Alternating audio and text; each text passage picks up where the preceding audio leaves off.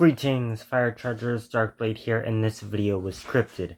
I originally authored this script 2 days ago, but that was after 11:30 p.m., so I kept on working on the script until midnight, so I wasn't able to post the video on its original date. So, on the day which I came up for the idea and started working on it, Egyptologist Dr. David A. Falk of the YouTube channel Ancient Egypt and the Bible released a premiere video in which he went over 21 bad arguments for the early Exodus state.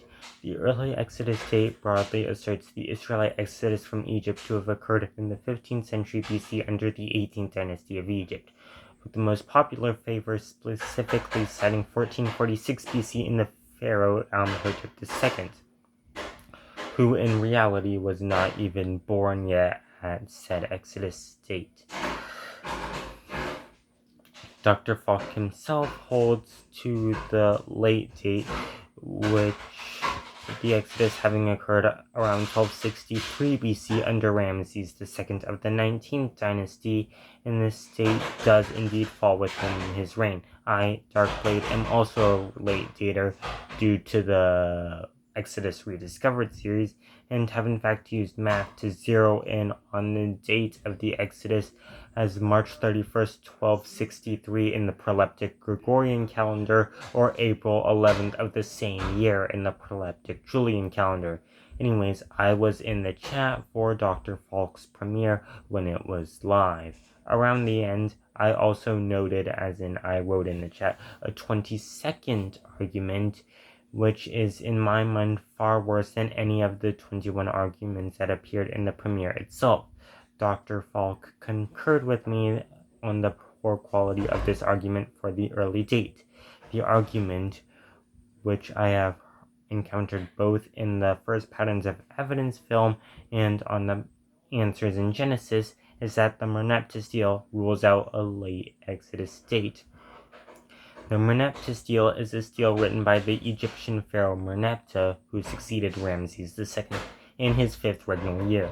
The main purpose of the stele is to wax on about how he successfully defended Egypt from a Libyan invasion, but the last few lines also allude to a military expedition that he had conducted into the region of Canaan the preceding year.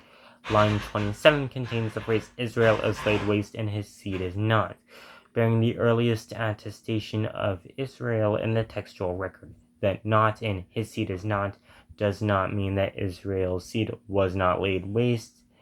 By contrast, he is claiming to have removed Israel's seed from existence.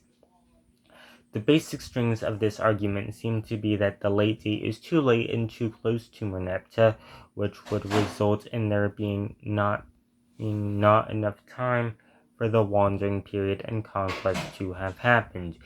Due to this argument and others things that they have said, I would like to give Answers in Genesis some advice. To phrase this advice in the nicest possible way, since I at least tried to care about being nice, I find ancient Egyptian history to be one of Answers in Genesis's weakest areas, and strongly recommend that they give up on trying to talk about it for the time being, at least until they drastically improve. I also do not plan on watching any subsequent Patterns of Evidence films.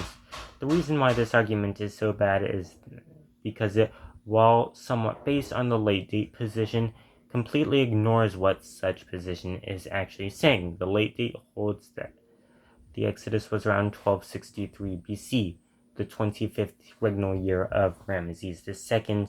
I'm going off on a side note that isn't scripted to explain how that. So there's some evidence from the wine dockets in his tomb that Horemheb, who began his reign in 1319 BC, succeeding Ai, who ruled for 4 years, succeeding Tutankhamun, actually only reigned about 14 years. That means his reign would have ended in 1305 BC. Then Ramses II, who inaugurates the 19th dynasty, reigns 2 years, 1305 to 1303 BC. Then Seti I reigns 10 to 11 or 14 to 15 years. So I'll just go with 15 years. Do 1288 BC, and then Ramses II reigned 66 years until 1222 BC. This would make 1263 BC his 25th regnal year. This is rather early in his reign, to the point that the wandering period is mostly just the rest of his reign, and the Israelite conquest begins before Merneptah even ascends the Egyptian throne. Given this, the late date is not too close to Merneptah as to prohibit a wandering period in early conquest stages by the time of his expedition. That is why this early date argument fails.